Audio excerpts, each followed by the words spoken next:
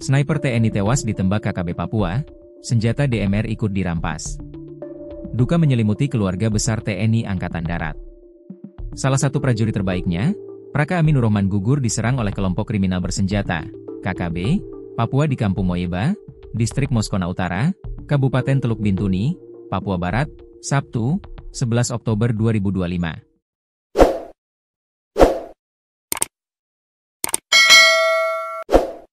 Dalam serangan yang dilakukan sekitar pukul 13.30 tersebut, Praka Amin tengah melaksanakan kunjungan sosial ke warga Kampung Moyeba.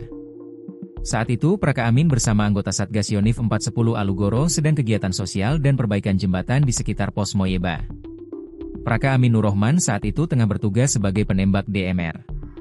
DMR adalah singkatan dari Designated Marksman Rifle, yaitu senapan semi-otomatis, atau kadang bolt action, yang digunakan oleh prajurit infanteri dalam peran Designated Marksman, penembak jitu tingkat menengah. Senapan ini berfungsi untuk memberikan tembakan presisi jarak menengah yang mendukung unit kawan, mengisi celah antara senapan serbu dan senapan sniper penuh. Saat itu tiba-tiba muncul sejumlah anggota TPNPB Kodap 4 Sorong Raya yang dipimpin oleh Demi Mos. Mereka langsung melepaskan tembakan ke arah Praka Amin. Tembakan dari KKB tersebut mengenai tubuh Praka Amin hingga langsung jatuh tersungkur. Komandan pos segera memerintahkan pasukan melakukan perlindungan dan membalas tembakan. Baku tembak berlangsung sekitar 1 jam sebelum kelompok penyerang melarikan diri ke hutan. Anggota Satgas Yonif 410 Alugoro Baru berhasil mengevakuasi jenazah Praka Amin pada sore harinya setelah situasi dinyatakan aman.